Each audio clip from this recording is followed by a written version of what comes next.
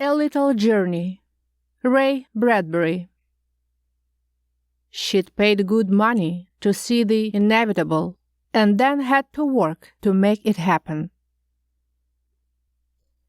There were two important things. One, that she was very old. Two, that Mr. Thirkell was taking her to God. For had not he patted her hand and said, "Mrs. Bellows will take off into space in my rocket and go to find him together." And that was how it was going to be. Oh, this was not like any other group Mrs. Bellows had ever joined. In her fervor to light a path to her delicate, tottering feet, she had struck matches down dark alleys and found her way to Hindu mystics who floated their flickering, starry eyelashes over crystal balls. She had walked on the meadow paths with ascetic Indian philosophers, imported by daughters in spirit of Madame Blavatsky. She had made pilgrimages to California's stucco jungles to hunt the astrological seer in his natural habitat. She had even consented to signing away the rights to one of her homes in order to be taken into the shouting order of a temple of amazing evangelists who had promised her golden smoke, crystal fire, and the great soft hand of God coming to bear her home. None of these people had ever shaken Mrs. Bellows' faith, even when she saw them sirened away in a black wagon in the night, or discovered their pictures bleak and unromantic in the morning tabloids. The world had roughed them up and locked them away because they knew too much, that was all. And then, 2 weeks ago, she had seen Mr. Thirkell's advertisement in New York City. "Come to Mars. Stay at the Thirkell Restorium for 1 week, and then on into space on the greatest adventure life can offer. Send for free pamphlet. Nearer, my God, to thee. Excursion rates. Round trip slightly lower." Round trip, Mrs. Bellows had thought, but who would come back after seeing him? And so she had bought a ticket and flown off to Mars and spent 7 mild days at Mr. Thirkell's Restorium, the building with a sign on it which flashed Thirkell's rocket to heaven. She had spent the week bathing in limpid waters and erasing the care from her tiny bones, and now she was fidgeting, ready to be loaded into Mr. Thirkell's own special private rocket, like a bullet, to be fired on out into space beyond Jupiter and Saturn and Pluto. And thus, who could deny it, you would be getting nearer and nearer to the Lord. How wonderful! Couldn't you just feel him drawing near? Couldn't you just sense his breath, his scrutiny, his presence? "Here I am," said Mrs. Bellows, "an ancient rickety elevator ready to go up the shaft. God need only press the button." Now, on the 7th day, as she minced up the steps of the Restorium, a number of small doubts assailed her. "For one thing," she said aloud to no one, "it isn't quite the land of milk and honey here on Mars that they said it would be.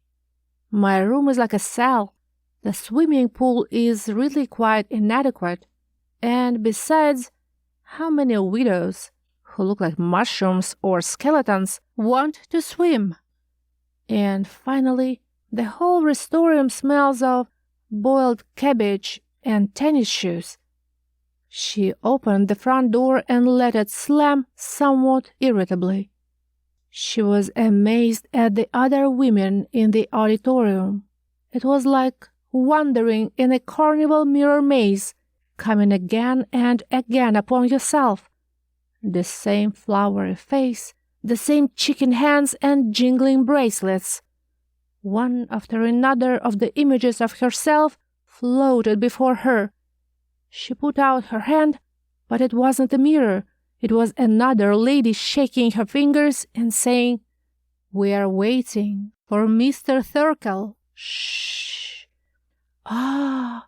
whispered everyone. The velvet curtains parted. Mr. Thirkell appeared fantastically serene, his Egyptian eyes upon everyone. But there was something, nevertheless, in his appearance which made one expect him to call high while fuzzy dogs jumped over his legs, through his hooped arms, and over his back. Then, dogs and all, he should dance with a dazzling piano keyboard smile off into the wings.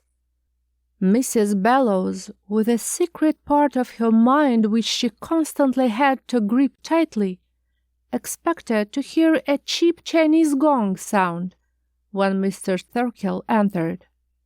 His large, liquid, dark eyes were so improbable that one of the old ladies had facetiously claimed that she saw a mosquito cloud hovering over them, as they did around summer rain barrels. And Mrs. Bellows sometimes caught the scent of the theatrical mothball and the smell of calliope steam on his sharply pressed suit. But with the same savage rationalization that had greeted all other disappointments in her rickety life, she bit at the suspicion and whispered, "This time it's real. This time it will work. Haven't we got a rocket?" Mr. Thirkell bowed. He smiled a sudden comedy mask smile. The old ladies looked in at his epiglottis and sensed chaos there. Before he even began to speak, Mrs. Bellows saw him picking up each of his words, oiling it, making sure it ran smooth on its rails. Her heart squeezed in like a tiny fist, and she gritted her porcelain teeth. "Friends," said Mr. Thirkell, and you could hear the frost snap in the hearts of the entire assemblage. "No," said Mrs. Bellows ahead of time. She could hear the bad news rushing at her, and herself tied to the track while the immense black wheels threatened and the whistle screamed helpless. "There will be a slight delay," said Mr. Thirkell. In the next instant, Mr. Thirkell might have cried, or been tempted to cry, "Ladies, be seated," in minstrel fashion, for the ladies had come up at him from their chairs, protesting and trembling. Not a very long delay. Mr. Thirkell put up his hands to pat the air. "How long?" "Only a week." "A week?" "Yes, you can stay here at the Restorium for 7 more days, can't you? A little delay won't matter, will it, in the end? You waited a lifetime. Only a few more days." "At $20 a day," thought Mrs. Bellows coldly. "What's the trouble?" a woman cried. "A legal difficulty," said Mr. Thirkell. "We have a rocket, haven't we?" "Well, yes. But I've been here for a whole month waiting," said one lady. "Delays, delays." "That's right," said everyone. "Ladies, ladies," murmured Mr. Thirkell, smiling serenely. "We want to see the rocket." It was Mrs. Bellows, forging ahead, alone, brandishing her fist like a toy hammer. Mr. Thirkell looked into the old lady's eyes, a missionary among albino cannibals. "Well, now," he said. "Yes, now," cried Mrs. Bellows. "I'm afraid," he began. "So am I," she said. "That's why we want to see the ship." "No, no, now, Mrs. He snapped his fingers for her name. "Bellows," she cried. She was a small container, but now all the seething pressures that had been built up over long years came steaming through the delicate vents of her body. Her cheeks became incandescent. With a wail that was like a melancholy factory whistle, Mrs. Bellows ran forward and hung to him, almost by her teeth, like a summer-maddened spitz. She would not and never could let go, until he died, and the other women followed, jumping and yapping like a pound let loose on its trainer. The same one who had patted them, and to whom they had squirmed and whined joyfully an hour before, now milling about him, creasing his sleeves and frightening the Egyptian serenity from his gaze. "This way!" cried Mrs. Bellows, feeling like Madame Lafarge. "Through the back! We've waited long enough to see the ship. Every day he's put us off. Every day we waited. Now let's see." "No, no, ladies!" cried Mr. Thirkell, leaping about. They burst through the back of the stage and out a door, like a flood, bearing the poor man with them into a shed, and then out, quite suddenly, into an abandoned gymnasium. "There it is," said someone. "The rocket!" And then a silence fell that was terrible to entertain.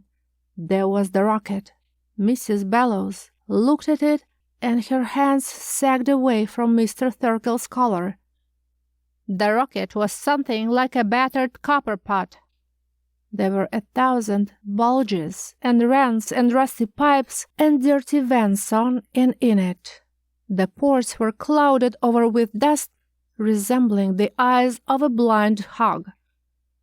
Everyone wailed a little sighing wail. "Is that the rocket ship, glory be to the highest?" cried Mrs. Bellows, appalled. Mr. Thirkell nodded and looked at his feet. "For which we paid out our $1,000 apiece and came all the way to Mars to get on board with you and go off to find him?" asked Mrs. Bellows. "Why, that isn't worth a sack of dried peas," said Mrs. Bellows. "It's nothing but junk." "Junk," whispered everyone, getting hysterical. "Don't let him get away!" Mr. Thirkell tried to break and run, but 1,000 possum traps closed on him from every side. He withered. Everybody walked around in circles like blind mice. There was a confusion and a weeping that lasted for 5 minutes as they went over and touched the rocket, the dented kettle, the rusty container for God's children. "Well," said Mrs. Bellows. She stepped up into the askew doorway of the rocket and faced everyone. "It looks as if a terrible thing has been done to us," she said. "I have not any money to go back home to Earth, and I've too much pride to go to the government and tell them a common man like this has fooled us out of our life savings. I don't know how you feel about it, all of you, but the reason all of us came is because I'm 85, and you are 89, and you are 78, and all of us are nudging on toward 100, and there is nothing on Earth for us, and it does not appear there is anything on Mars either. We all expected not to breathe much more air or crochet many more doilies, or we'd never have come here. So what I have to propose is a simple thing, to take a chance." She reached out and touched the rusted hulk of the rocket. "This is our rocket. We paid for our trip, and we are going to take our trip." Everyone rustled and stood on tiptoes and opened an astonished mouth. Mr. Thirkell began to cry. He did it quite easily and very effectively. "We are going to get in the ship," said Mrs. Bellows, ignoring him. "And we are going to take off to where we were going." Mr. Thirkell stopped crying long enough to say, But it was all a fake. I don't know anything about space. He is not out there anyway. I lied. I don't know where he is, and I could not find him if I wanted to. And you were fools to ever take my word on it." "Yes," said Mrs. Bellows, "we were fools. I'll go along on that. But you can't blame us, for we're old, and it was a lovely, good and fine idea, one of the loveliest ideas in the world. Oh, we did not really fool ourselves that we could get nearer to him physically. It was the gentle, mad dream of old people, the kind of thing you hold on to for a few minutes a day, even though you know it's not true. So, all of you who want to go, you follow me in the ship." "But you can't go," said Mr. Thirkell. "You haven't got a navigator, and that ship's a ruin." "You," said Mrs. Bellows, "will be the navigator." She stepped into the ship, and after a moment the other old ladies pressed forward. Mr. Thirkell, windmilling his arms frantically, was nevertheless pressed through the port. And in a minute the door slammed shut. Mr. Thirkell was strapped into the navigator's seat, with everyone talking at once and holding him down. The special helmets were issued to be fitted over every gray or white head to supply extra oxygen in case of a leakage in the ship's hull. And at long last the hour had come, and Mrs. Bellows stood behind Mr. Thirkell and said, "We're ready, sir." He said nothing. He pleaded with them silently, using his gray, dark, wet eyes. But Mrs. Bellows shook her head and pointed to the control. "Take off," agreed Mr. Thirkell morosely, and pulled a switch. Everybody fell. The rocket went up from the planet Mars in a great fiery glide, with the noise of an entire kitchen thrown down an elevator shaft, with the sound of pots and pans, and kettles and fires bowling and stews bubbling, with the smell of burned incense and rubber and sulfur, with the color of yellow fire, and a ribbon of red stretching below them, and all the old women singing and holding to each other, and Mrs. Bellows crawling upright in the sighing, straining, trembling ship. "Head for space, Mr. Thirkell." "It can't last," said Mr. Thirkell sadly. "This ship can't last. It will—" It did. The rocket exploded. Mrs. Bellows felt herself lifted and thrown about dizzily like a doll. She heard the great screamings and saw the flashes of bodies sailing by her in fragments of metal and powdery light. "Help! Help!" cried Mr. Thirkell far away on a small radio beam. The ship disintegrated into a million parts, and the old ladies, all 100 of them, were flung straight on ahead with the same velocity as the ship. As for Mr. Thirkell, for some reason of trajectory, perhaps, he had been blown out the other side of the ship. Mrs. Bellows saw him falling separate and away from them, screaming, screaming. "There goes Mr. Thirkell," thought Mrs. Bellows, and she knew where he was going. He was going to be burned and roasted, and broiled good, but very good. Mr. Thirkell was falling down into the sun. "And here we are," thought Mrs. Bellows. "Here we are, going on out and out and out."